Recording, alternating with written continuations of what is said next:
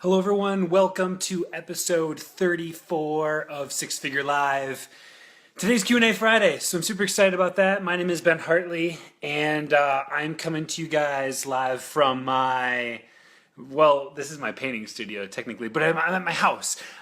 So if this is your first time joining, Six Figure Live is an opportunity for me, for the guys at Style and Story Creative, to kind of bring you guys behind the scenes at what goes on the daily. And so for us on Fridays, Fridays we take off. We take off every Friday because, majority of the time we're going to be photographing on Saturdays. And so I want our team to be able to spend time with their family, with their wives, with their puppies, with my baby. And so that's what we're up to today. I still tend to get things done here just from home while working remotely. And so that for me is just usually keeping up with emails. It's making sure that all that stuff is caught up, and so I still have a bit of a flood of an inbox. I got into a fair amount of it this morning, and then my little girl just went down for her nap, and so I'm going to jump back into that here in a moment.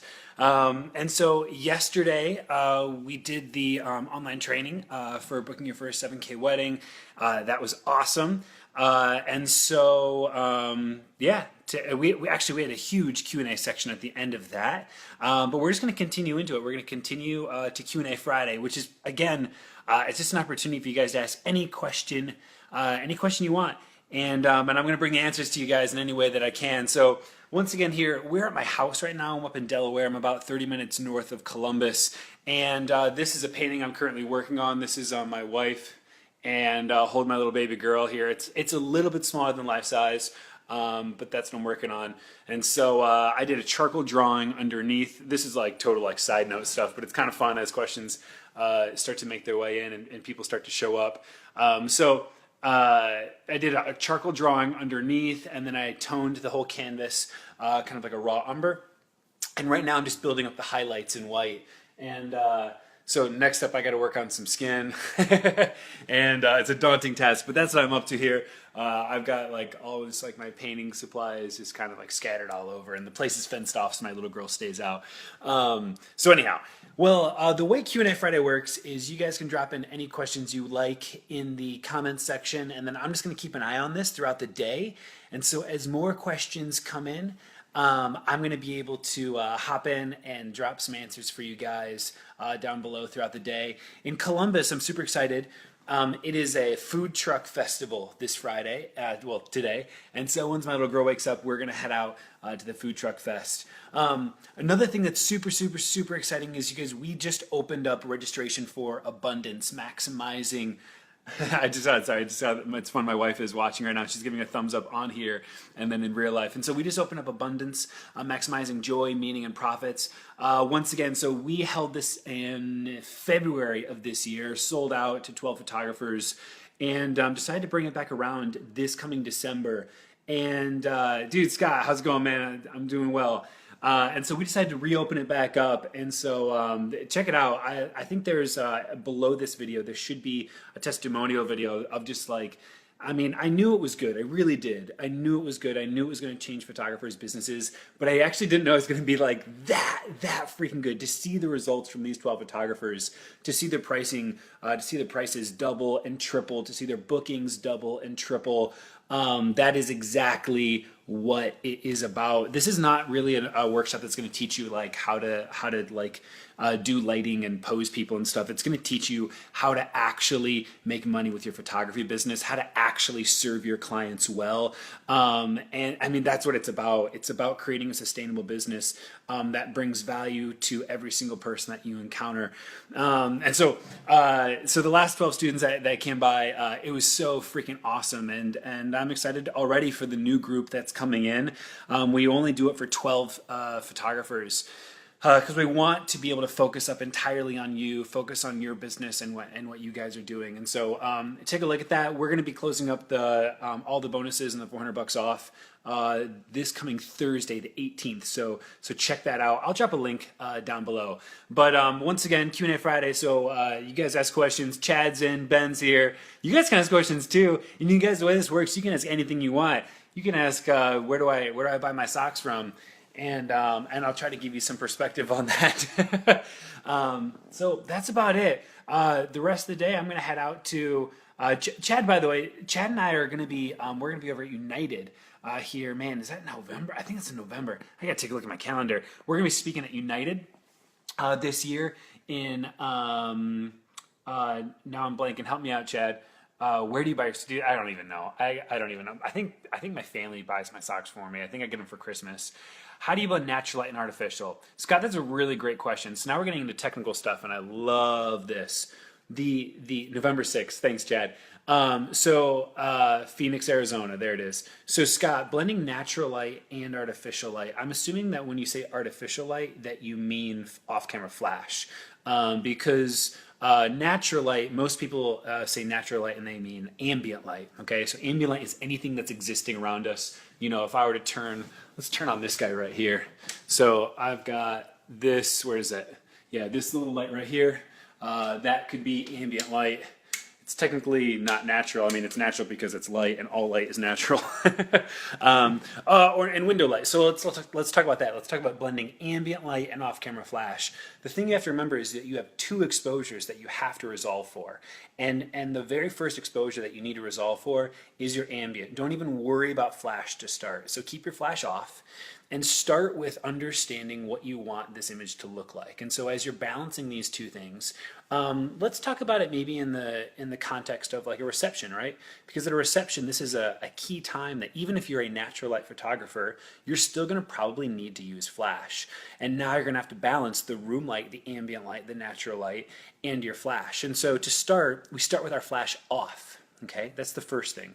And you need to resolve the first exposure. All right, there's two different exposures. It's your ambient exposure and your flash exposure. And so we start with our flash off. And we also then, there's a couple things that will always remain pretty much fixed. And that first one is your shutter speed. For most professional cameras, there's a maximum sync speed of 1/200th of a second. And so we just stop right there. We just put our flash at 1/200th of a second. We put our aperture at what we want it to be, let's say hypothetically 2.8. And then we just bring our ISO up until our ambient light is how we want it to be.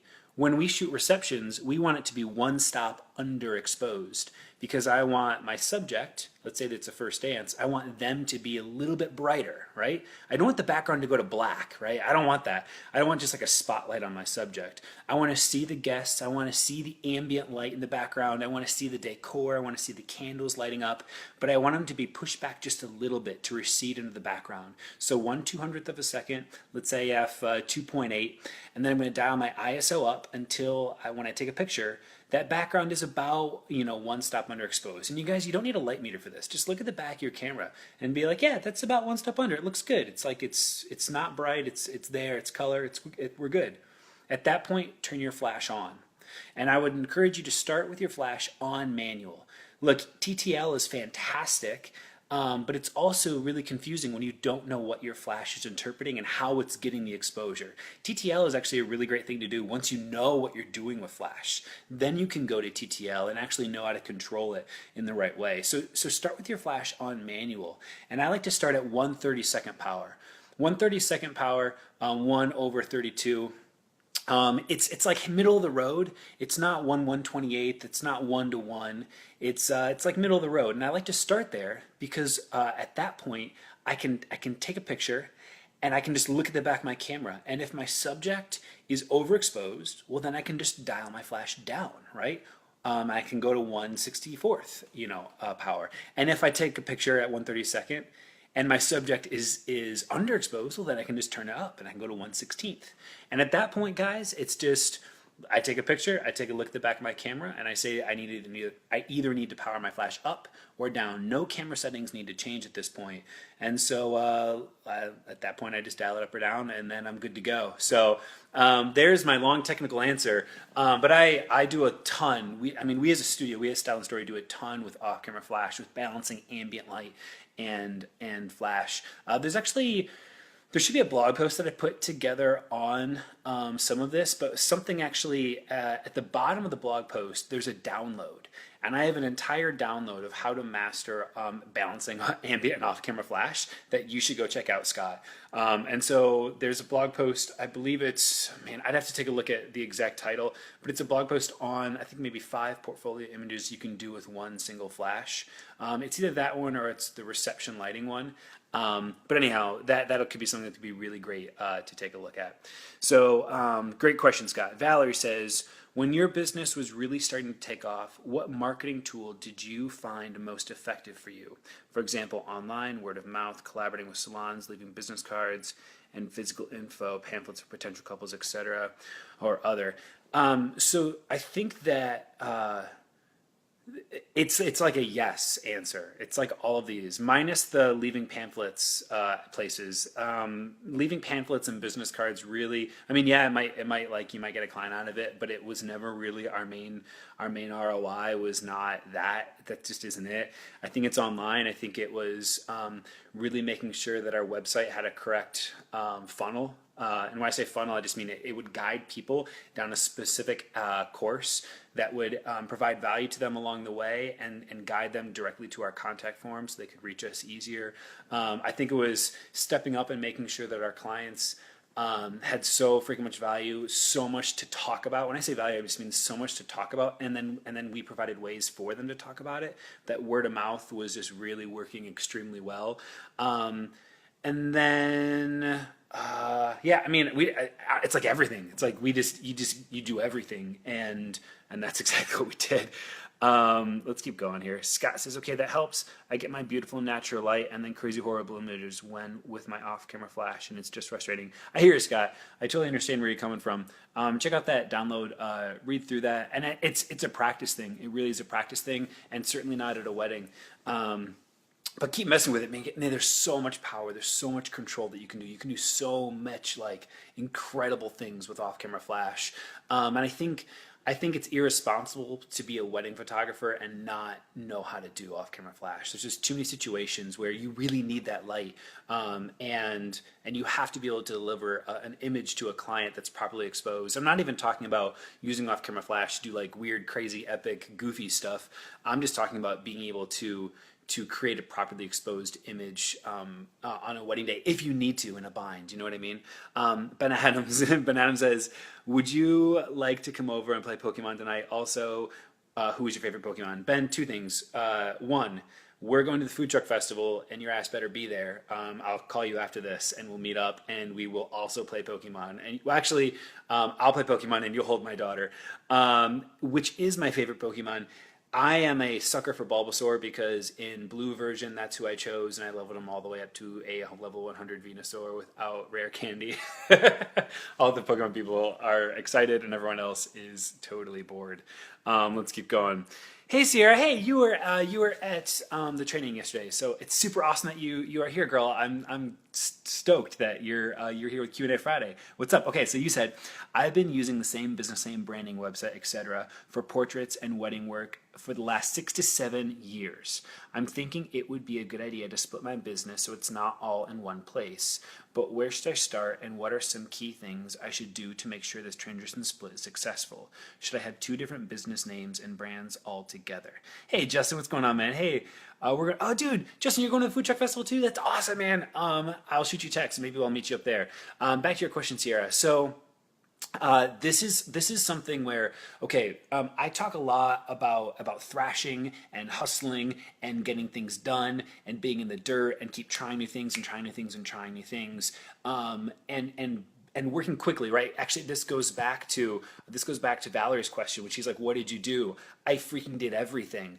And so, however, Sierra, with this is something, though, to be slow on. This is something to take your time on. This is something that you don't want to rush. Whenever we're talking about branding and we're talking about the consequences that can come with branding and the rigidity of once you start moving your brand forward and you start getting it out there and seen, it's really hard to reverse on that. It's really hard to go back. And so this is something I want to encourage you to take your time with, to really think through and make sure that you're making the right choices here, okay? So I'll try to give you some insight, but I wanted to encourage you to keep keep really stewing this over. So I've been using the same business name and branding for portraits and wedding work for 6 or 7 years. I'm thinking it'd be a good idea to split my business so it's not all in one place. But where should I start, and what are some key things I should do to make sure the transition split is successful? Should I have 2 different business names and brands altogether? So yes, you should have 2 different brands altogether. It doesn't necessarily mean you have to have an entirely different business name. What I mean is this. Maybe you, for your wedding brand, maybe it would be something along the lines of like Sierra Jessica, and that's it. And then maybe for your portraits, it's Sierra Jessica Portraits, something along those lines, right? But I think there does need to be a distinct brand. The reason why you need a distinct brand is because it's not the same audience, right?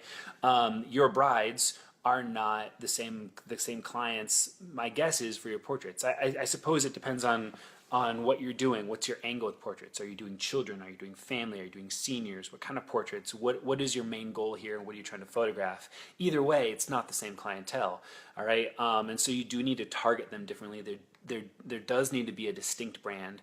And so the first thing is to really start thinking about what that looks like, what that brand could be. I think you need to start thinking about who's your target audience with both of them. Right, that's step one. Step one is to define who your target audience is, so you know what your brand needs to be to actually reach them. Once you've defined that, then you need to start building out a website and start moving things over. But take your time figuring out your target audience. Take your time figuring out exactly what your brand needs to be and what you want to be doing with it, and then start looking into getting a new domain and pushing that out there. So those would be my thoughts. Justin, hey, Lacey's here. What's up, girls? Steven's here. Dude, I love that the whole Style Story creative team is here. Awesome, you guys. Well, if there's any other questions, I will take them. Otherwise, as more questions come in throughout the day, I will. Awesome. I'm glad that clears things up, Sarah, a little bit. I know that wasn't like, I didn't give you like, hey, do X, Y, Z exactly. But I hope the advice is good for you. Again, really take your time with this. Really try to identify your client. Actually, on that note, when identifying your target client, don't. What I see a lot of times when we're talking about identifying target clients, we talk about like, yeah, my target client, like I feel like they're this, or I want them to be this, or I feel like they're a bride that reads Vanity Fair. Don't like you need to be incredibly specific about who they actually are, right? And not just how you feel they are. Really get into to thinking about exactly who you want this person to be, and even create like an avatar. When I say an avatar, I mean like a sample example real client. Like what is her name? Where does she work? What's the family dynamic like? How many kids do they have? Like really hone in on exactly who is your target client, like to the T, down to a name, right? That's gonna be awesome. Chad, great question, man. On the painting, I'm gonna turn this thing around. So here's what I've currently got on my painting here. It's a little bit smaller than life size, just a hair. I'm working on building up the highlights right now during an underpainting. This is an underpainting process. So I did like a charcoal drawing first. And then once the charcoal drawing was in, I spray fixed it down onto a canvas. And then right now I'm building up highlights. Eventually it'll be color, but it's currently in its underpainting state. And I got to paint some skin today. So that's going to be one of my goals. So yeah, I was an art major, you guys, back in college. So oil painting was my degree. I had a degree in oil painting. It's been a little while since I've gotten back into it, but I realized that I only want to do exactly what I want to do, and I might die tomorrow, so I better start doing what I want to do today. Scott says, do you shoot medium format film along with digital or no? Dude, Scott, I do. I do shoot medium format film along with digital. And so the question, why? I think one of the reasons is just to keep me engaged, to keep me excited, to keep me interested in the process. I love tinkering. I am a huge technical guy. I know I talk to you guys a lot about business. I talk a lot about creating an amazing brand and a profitable company, and yet at the same time, I don't think I actually get a chance to prove my my technical chops as much as I would like. But I'm a super technical guy, and so I love that aspect about it. I love the art behind it. I love the fact that like you you either get it right or you don't. There's no going back. There's no looking at the back of the camera. You have to know your shit or not. And so I love that about film. I love the format in terms of the depth of field that you're able to get, because depth of field is directly relational to how close you are to the subject, your f-stop, and your focal length. And so I can just get closer to my subjects and just push that depth even further. And I love how imperfect film is. So we have some presets at Style and Story Creative, and they're slightly film emulating presets. They're not like full like Maston or something, but I make sure to include a lot of grain, and I love just actually getting film back and seeing some of those imperfections, seeing some of the grain, seeing some of the ways that the film wasn't perfectly flat, and so you get some of these almost like tilt shift effects. I love the softness of it. Anyhow, I just like to play, man. I don't bring it out at every single wedding that we do. It is a time-consuming thing. It's crazy expensive, but I like it a lot. Justin says, so good. Dude, thanks, man. I appreciate it, Justin. Chad looks amazing, buddy, and very tanned, right? She looks like a Targaryen. If you guys watch Game of Thrones, I'm like, dude, there's like my Targaryen wife and my Targaryen baby with their like white hair and tan skin, an immunity to fire, and dragon riding capabilities. That's awesome. Yeah, so this each Q&A Friday, I bet you guys will get a chance to see a little bit further along. So, all right, everyone, thanks so much for watching. Again, check out Abundance. If you are serious about moving your business forward, if you're serious, if you're currently part-time and you're wanting to go full-time, if you currently are full-time and you're wanting to make this a more sustainable solution for your family and for your life, I'd encourage you guys to please check out Abundance. Last year was incredible. This year's only going to get better. I just made it longer for everyone. More content, more time to get into all your businesses.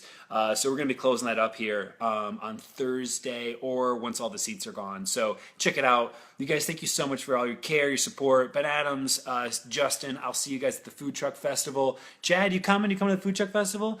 Probably not. But hey, man, I'm going to give you a call after this too, because we got to talk about United stuff. All right, guys, I'll stop having my micro conversations. We will see you on Monday, episode 35, Six Figure Live. Bye, everybody.